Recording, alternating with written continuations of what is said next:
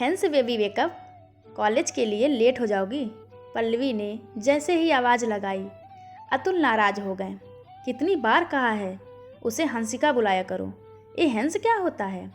जी sir, baby को यही नाम पसंद है तो यह लड़की भी ना, तुमने इसे और सह दे रखी है। खैर तुमसे क्या ही उम्मीद की जाए, कहकर वे आगे बढ़ गए। पल्लवी का सॉरी सर आगे से गलती नहीं होगी उनके कानों तक पहुंचा ही नहीं। आज फिर हंसिका की बेस्ट फ्रेंड कृति उसके पास ही रुकी हुई थी।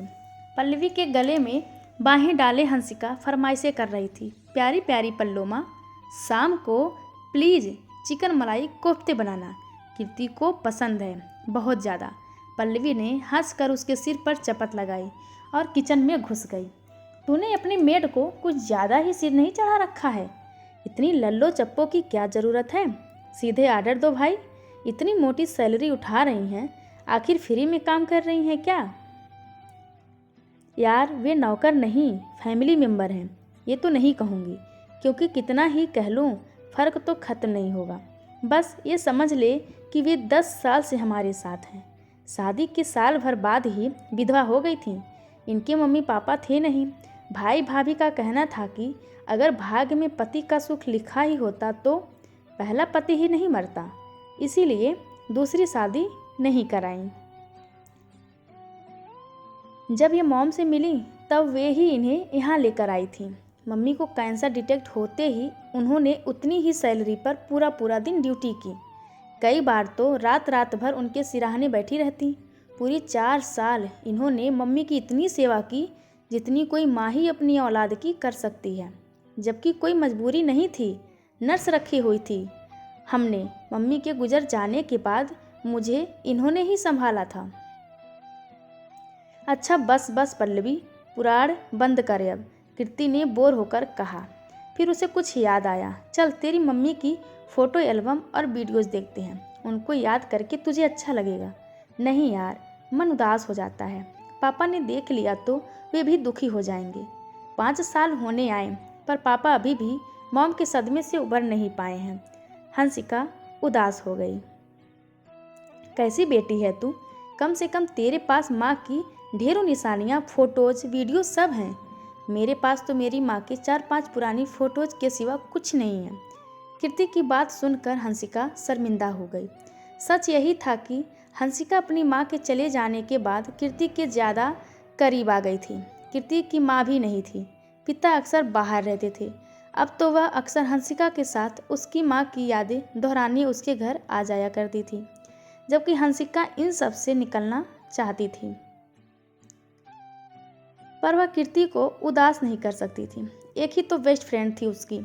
वीकेंड के बाद दिवाली की वेकेशन आने से पूरे हफ्ते की छुट्टी थी। कॉलेज में सबने गोवा ट्रिप प्लान की। हंसिका भी एक्साइटेड थी। उसने कृति से पूछा तो उसने मना कर दिया। यार चल ना, कितना मज़ा आएगा। मेरे ख्याल से तो तुझे भी नहीं जाना चाहिए। सोच दिवाली आ रही है, तेरे पापा तेरे बिन अकेले रहेंगे तो उनको कितना बुरा फील होगा। कृति की बात सुनकर आज हंसिका के मन में उसकी इज्जत और बढ़ गई। तुम बहुत प्यारी, सेंसिटिव और केयरिंग इंसान हो। सही है, त्यौहार तो अपने घर ही मनाना चाहिए। अगर तुम चाहो तो मैं तुम्हारे घर रुक सकती हूँ। मेरे पापा बिजनेस ट्रिप पर अब्रॉड गए हैं। अच्छा, इससे अच्छा तो कोई हो ही नहीं सकता। फिर दोनों ने मिलकर घर का डेकोरेशन ही कर डाला। कोना कोना जगमगा रहा था। दीपावली की पूजा से पहले हंसिका को माँ के कमरे में उजाला दिखा तो वह फौरन दौड़ी आई। देखा तो उसकी माँ वहीं खिड़की के पास खड़ी थी। वह अपनी जगह जम सी गई। गहरे काले घुंघराले बाल, रोज पिंक कलर की सिल्क की साड़ी। कुछ सेकंड सकते की हालत में रहने के बाद उसके मुंह से निकला, मॉम आप? तभी वह पलटी। कृति, व्हाट द हेल, क्या पागलपन है यह?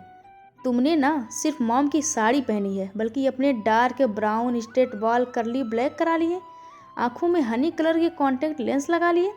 तुम मॉम की कॉपी क्यों कर रही हो? अभी पापा आ गए तो पता नहीं क्या होगा। उन्होंने किसी को भी मॉम की कोई चीज़ छूने से सख्त मना किया है। हंसिका की बात पूरी होने से पहले ही उसके पापा वहाँ आ चुके थे और बस एकटक कीर्ति को निहार रहे थे। फिर वे आगे बढ़े, वार्डरोब का लॉकर खोला और एक नाजुक सा डायमंड नेकलेस निकाल कर उसे पहना दिया। मीता हमेशा इस साड़ी पर यही नेकलेस पहनती थी। तुम पर बहुत अच्छा लग रहा है। हंसिका फटी फटी आंखों से यह सब देख रही थी। वह जानती थी उसके पापा अभी तक मॉम की मौत के सदमे से उबरे नहीं हैं और कीर्ति में उनका अक्स तलाश रहे हैं, पर वह अपनी बेस्ट फ्रेंड की इस हरकत से ज़्यादा परेशान थी। उसने सोचा था पूजा के बाद वह उन दोनों से बात करेगी, लेकिन उसका मौका मिला ही नहीं। पूजा के बाद वे दोनों लॉन्ग ड्राइव पर निकल गए। हंसिका बेचैनी से उनका इंतजार करती रही। रात के किसी पहर उसकी आंख लग गई। सुबह नाश्ते की टेबल पर वे दोनों उसका इंतजार कर रहे थे। हमने शादी करने का फैसला किया है। मुझे पता है तुम्हें यह सब बहुत अजीब लग रहा होगा, पर मैं बहुत पहले से अतुल जी को चाहती हूँ। कभी हिम्मत नहीं हुई बस कहने की। जानती हूँ हमारे बीच 20 साल का फ़र्क है, पर ये अभी बस 45 के ही तो हैं। आजकल तो करियर के चक्कर में लोग इतनी लेट शादी करते हैं। मुझे उम्मीद है तुम अपने पापा की फीलिंग समझोगी और उनकी खुशियों के बीच नहीं आओगी। कीर्ति पूरे कॉन्फिडेंस से कह रही थी। वह कुछ कहने ही वाली थी कि किचन से पल्लवी ने शांत रहने का इशारा किया। उसने गहरी सांस ली और कहा, लेकिन अभी तो हमारा ग्रेजुएशन भी पूरा नहीं हुआ है। तो क्या हुआ, शादी के बाद हो जाएगा। कीर्ति ने कंधे उचकाए।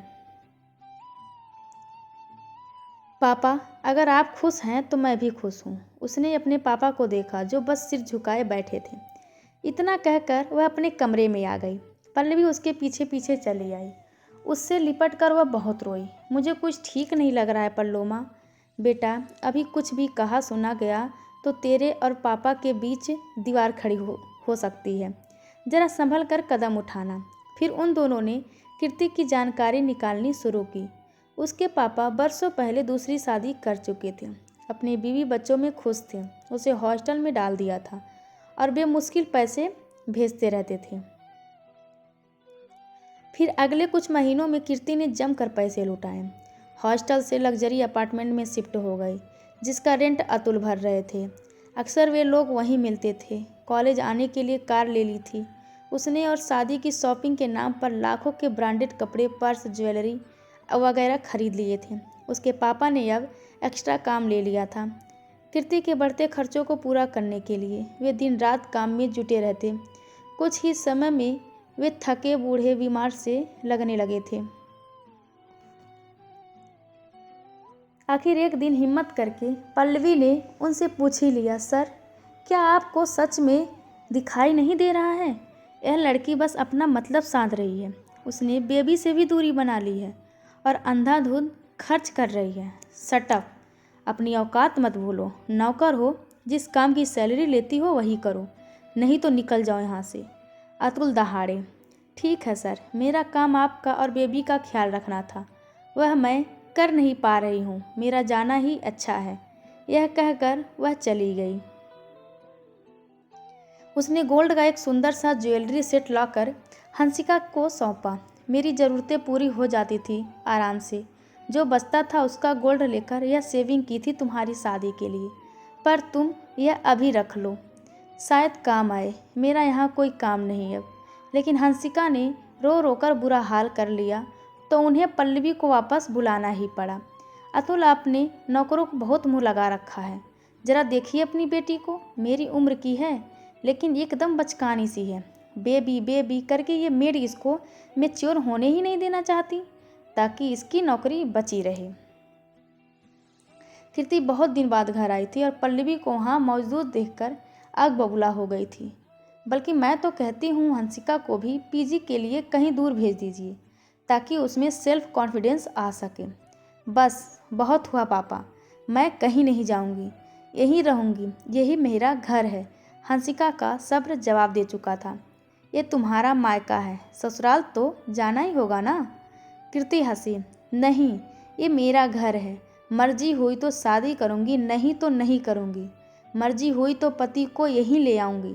तुम मेरा फ्यूचर डिसाइड करने वाली होती कौन हो।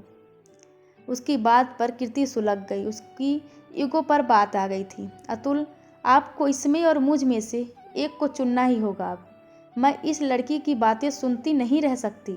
यह कभी हम लोगों को खुश नहीं देख सकती। इसमें जलन और इनसिक्योरिटी कूट कूट कर भरी है। बात तो सही है, अतुल ने कहा। सुनो, तुम अभी इसी वक्त यहाँ से निकल जाओ।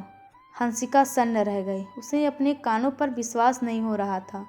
अतुल की उंगली उठी तो जरूर थी, लेकिन उसकी तरफ नहीं, कीर्ति की तरफ। तुम्हें पता होना चाहिए कि मेरी मीता दुनिया में सबसे ज़्यादा किसी को चाहती थी तो वह थी मेरी हंसिका। तुमने सोच भी कैसे लिया कि इसे मैं खुद से दूर कर दूंगा। मीता की कॉपी करने से तुम मीता नहीं बन सकती। तुम्हारे पास वह दिल ही नहीं है। तुम्हारी गलती नहीं है, तुम बहुत कम उम्र हो। तुम्हें सरवाइव करने के लिए जो आसान रास्ता लगा वह तुमने चुना। मैं ही बेवकूफ़ था। कल में जीते हुए अपना आज और आने वाला कल बर्बाद करने चला था। इसके प्रायश्चित मैं लाखों रुपए का भुगतान भुगत ही चुका हूँ। मेरे घर, मेरी बेटी और मेरे सामने अब कभी मत आना। कीर्ति समझ गई कि मामला बिगड़ चुका है। इससे पहले कि उसे ज्वेलरी, गाड़ी, पैसे लौटाने पड़े, वह फौरन वहाँ से बाहर हो गई।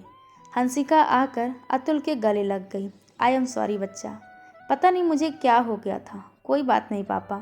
दरअसल तुम्हारी माँ की इच्छा थी कि उसके बाद मैं पल्लवी से शादी कर लूँ। वह इस घर को घर बनाए रखना जानती है। मुझे और तुम्हें बहुत प्यार देगी। मैं उस पर एकदम बिफर गया था कि वह ऐसा सोच भी कैसे सकती है। उसकी जगह कोई नहीं ले सकता। बस इसी जिद में मैंने इतने साल निकाल दिए। मैंने हमेशा पल्लवी की झुकी आंखों में अपने लिए चाहत देखी। मैं चाहता था कि मेरी बेरुखी से तंग आकर यह खुद ही मेरी आस छोड़ दे, लेकिन ऐसा हुआ नहीं। ना ही इसके प्यार और समर्पण में कोई कमी आई, ना मेरी जिद में।